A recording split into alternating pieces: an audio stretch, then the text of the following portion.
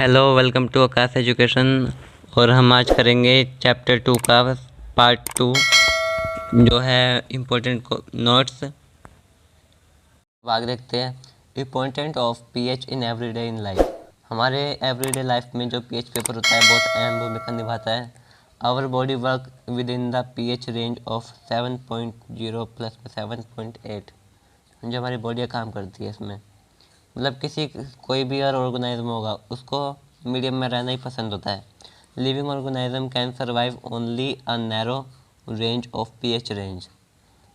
When pH of rain water is less than 5.6 it's called acid rain. अगर बारिश का पानी पीएच स्केल से 5.6 नीचे है तो उसको हम एसिड रेन बोलेंगे कि वो एसिडिक रेन होगी। आपको एसिडिक रेन पता होगा क्या होता है। अब टूथ डिके बिलो 5.5, जो हमारा वो होता है कोलगेट होता है, उसको हम जब करते हैं दांत हमारा सड़ जाता है ना, वो होता है ये इस डिस्ट्रॉय एनिमल लेयर। जब ये टूथ डिके बियॉन होता है और 5.5 से और नीचे हो जाता है तो ये हमारी जो वो होती है दांत में लेयर जो होती है उसको ये हटा सकता है, उसको ये डिस्ट्रॉय कर सकता है, जिससे हमारा जो दांत है वो सड़ना शुरू हो जाता है। पीएच इन डाइजेस्टिव सिस्टम, जो पीएच होता है ये डाइजेस्टिव सिस्टम में भी होता है। जैसे एसिडिटी जो होती है ये पीएच स्केल से ही नापी जाती है। When over from food habit so it is release more amount of acid it's called acidity. मतलब जब हम खाना ज़्यादा खा लेते हैं हमारी आदत से तो ये रिलीज़ करता है अमाउंट ऑफ एसिड, मतलब मोर अमाउंट ऑफ एसिड ये रिलीज़ करता है, जिससे हमारे का पेट में जो होती है एसिडिटी होती है। अब हम आ जाते हैं सॉल्ट पे। सॉल्ट क्या होता है, इसका हम न्यूट्रलाइजेशन पढ़ेंगे। सॉल्ट का न्यूट्रलाइजेशन क्या होता है, एसिड प्लस में base is equal to salt plus water. मतलब जब हम एसिड और बेस की जब रिएक्शन करवाएंगे तो सॉल्ट और वाटर प्रोड्यूस होगा। अब देखिए एसिड में क्या है, स्ट्रॉन्ग एसिड और वीक एसिड होता है, स्ट्रॉन्ग एसिड होता है और स्ट्रॉन्ग एसिड। इसको हम करेंगे, देखो स्ट्रॉन्ग एसिड के संग अगर हम स्ट्रॉन्ग बेस लगाएंगे तो न्यूट्रल सॉल्ट प्लस में वाटर होगा। अगर हम स्ट्रॉन्ग एसिड से वीक बेस लगाएंगे तो एसिड सॉल्ट होगा प्लस में वाटर, एसिडिक सॉल्ट होगा। अब वीक एसिड प्लस में स्ट्रॉन्ग बेस लगाएंगे हम तो क्या प्रोड्यूस होगा, बेसिक जो होगा वो स्ट्रॉन्ग होगा, बेसिक सॉल्ट प्लस में H2O।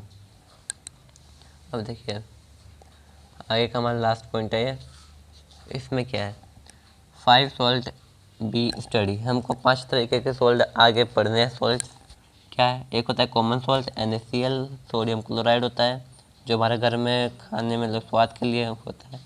एक होता है ब्लीचिंग पाउडर, ये भी सॉल्ट है, CaCl2 होता है। एक आता है बेकिंग सोडा है जो होता है NaHCO3, ये इसका केमिकल फार्मूला है, sodium carbonate. Washing soda Na2CO3, ये सोडियम कार्बोनेट का हाइड्रेट होता है।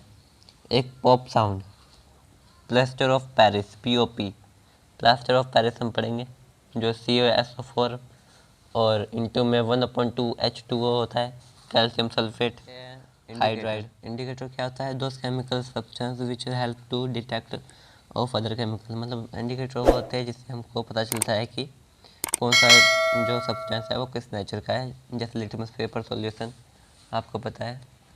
अब ऑफैक्ट्री इंडिकेटर, ऑफैक्ट्री इंडिकेटर क्या होता है, ये जो हमारे स्मेल और ये स्वाद से हमको पता चलता है, जैसे ओनियन है, क्लेव है, वेलिना है। और यूनिवर्सल इंडिकेटर क्या होता है, जो यूनिवर्सल होता है मतलब हर जगह इस्तेमाल होता है, क्या होता है, those indicator which only detect nature other chemical but also determine there acidic basic strength. तो ये बताता है कितना स्ट्रॉन्ग है कितना वीक है। तो वो होता है हमारा पीएच पेपर।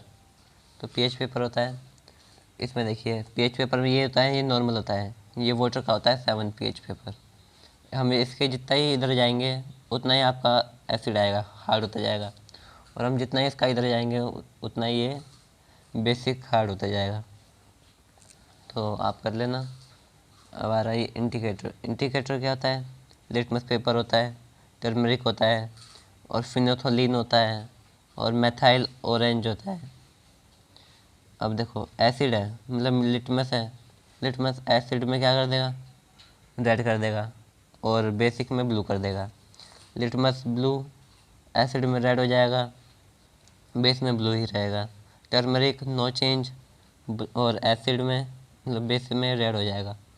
अब फिनोथोलिन क्या होगा, एसिड में कलरलेस रहेगा और बेस में पिंक हो जाएगा। अब मैथिल ऑरेंज क्या होता है, ये एसिड में रेड हो जाता है और बेस में येलो हो जाता है। आपको ये याद रखना पड़ेगा क्योंकि पेपर में ये इम्पोर्टेंट है। माई Apple is red and Drona is yellow, इस ये मतलब वो है, इससे ना हम इस्तेमाल कर सकते हैं इसको यूज़ याद करने में इन सबको। जैसे एम से हो गया मेथाइल और ए से आ गया हमारा एसिड, मतलब एसिड है रेड और ये बनाना इज़ येलो, बनाना मतलब बेस होगा जो येलो होगा। मेथाइल ऑरेंज का याद करने का तरीका है ये कि जो मेथाइल होगा वो एसिड होगा, रेड होगा, और जो बनाना होगा वो येलो हो जाएगा। ब्लीचिंग पाउडर क्या होता है, कैल्शियम ऑक्सीजन क्लोराइड होता है। तो ये ब्लीचिंग पाउडर हम पढ़ेंगे। Bleaching powder is PaOCl2, it produce by acting of chlorine on dry slate acid, lime acid जो होता है उसमें होता है, ये ड्राई लाइम होता है। इसका यूजेस कहाँ होता है, तो इसका यूज हम देख लेते हैं। For bleaching cotton and linens in the textile industry, for bleaching food pulp in the paper industry, paper industry में इसका यूज़ होता है। अब क्लीन ड्रिंकिंग वाटर, मतलब इसका यूज़ कहाँ होता है, पीने के पानी में, पानी को साफ़ करने के लिए इसका यूज़ होता है। ऑक्सीडाइजिंग एजेंट होता है ये। अब हम आगे देखते हैं बेकिंग सोडा। बेकिंग सोडा क्या होता है, सोडियम बायोकार्बोनेट होता है, NaCO3। अब NaCl प्लस में H2O प्लस में CO2 प्लस में NH3, मतलब इसकी केमिकल इक्वेशन है। जब हम इसको डालेंगे तो इसका रिलीज होगा, ये क्या होगा, NH4Cl प्लस में NaHCO3, मतलब बेकिंग सोडा का एक केमिकल फार्मूला है। इसको जब हम हीट करेंगे तब रिएक्शन होगी, तब N2HCO3 होगा प्लस में NaCO3 प्लस में H2O प्लस में CO2 होगा। अब इसका यूजेस क्या होता है, बेकिंग सोडा का यूजेस आपको याद रखना पड़ेगा, ये इंपॉर्टेंट है। ये एंटी एसिड ट्रीटमेंट में होता है। Make baking soda, baking soda बनाने में होता है। यूजेस इन साडा एसिड फायर एक्सटिंग्विशन, मतलब कि जब कहीं आग लग जाती है तो ऑक्सीजन से आग का कांटेक्ट तोड़ने के लिए बेकिंग सोडा का यूज़ हो सकता है। बेकिंग सोडा पढ़ लिया। अब आ जाता है हमारा वॉशिंग सोडा। वॉशिंग सोडा क्या होता है, वॉशिंग सोडा सोडियम कार्बोनेट होता है, मतलब इसका होता है Na2CO3 इंटू में 10 की पावर, तो मतलब इसके 10 मॉलिक्यूल होते हैं वाटर के इसमें। रिक्रिस्टलाइजेशन ऑफ सोडियम, सोडियम का रिक्रिस्टलाइजेशन होता है जो कि मतलब प्योर आता है, और sodium carbonate produce washing soda.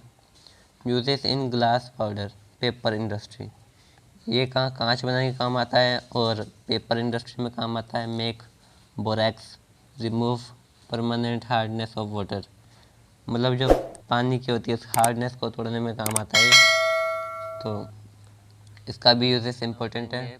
POP plaster of Paris, ये इंपॉर्टेंट है, ये आपका पक्का पेपर में आएगा। कैल्शियम सल्फेट हेमीहाइड्रेट जो होता है, इसका केमिकल फार्मूला होता है आपका CaSO4, मतलब कैल्शियम सल्फेट प्लस में H2O प्लस में CaSO4। जब हम करेंगे prepare by heating eight 373K, अगर हम इसको प्रिपेयर करना चाहते हैं तो इसको हमको हीट करना पड़ेगा 373 केल्विन के पर। तो जब हम करेंगे इसको जिप्सम आएगा, जब इसको हम 100 डिग्री के सेल्सियस में करेंगे तो इसका एक केमिकल फार्मूला आ जाएगा। अब ये यूज़ कहाँ था, यूज़ होता है मेक स्टैचू, जो स्टैचू होता है मूर्ति बनाने के लिए काम आता है। ये क्या, प्लास्टर ऑफ पेरिस मूर्ति बनाने के काम आएगा। फेल सीलिंग, सीलिंग करने में काम आता है। और paper plaster of Paris fracture of bone, जब हड्डी टूट जाए पैर वैर की तो उसके लिए भी ये काम आता है। अब क्या है हमारा, अब आ जाता है हमारा सॉलिड। सॉलिड क्या है? इरेगुलर पैटर्न ऑफ आयरन, और ये catalyst time regular pattern of ion molecule. तो अब इसका देख लेते हैं हम वाटर ऑफ क्रिस्टलाइजेशन। वाटर का क्रिस्टलाइजेशन कैसे होता है? Many salt contain water. Water में जो होता है, अगर आप समुद्री पानी लेंगे तो उसमें बहुत सारा अमाउंट ऑफ सोडियम होता है। Many salt contain water molecule and are known as hydrate salt. The water molecule present in salt, जो पानी का मॉलिक्यूल होता है वो सॉल्ट में प्रेजेंट होता है, इज नोन एज क्रिस्टलाइजेशन, जिसको हम क्रिस्टलाइजेशन बोलते हैं। जो कि हमारा एटमॉस्फेयर में हम इसको रखते हैं, तो ये धूप के कारण, मतलब गर्मी के कारण जो पानी है वो रिएक्ट करके वो वेपर बन जाता है, और जो मिलता है वो एकदम क्रिस्टलाइज होता है। The water of crystallisation is the fixed number of water molecule present in formula unit of fixed number of water molecule present in formula unit of a salt. इसका एग्जांपल होता है क्या? Blue vitriol. तो जितना हमने पढ़ा है, thanks for watching, क्योंकि आपका ये जो है इतना इम्पोर्टेंट है कि मतलब इससे बाहर कुछ नहीं आ सकता। जितना भी ये सारा हमने कवर कर लिया है इसमें।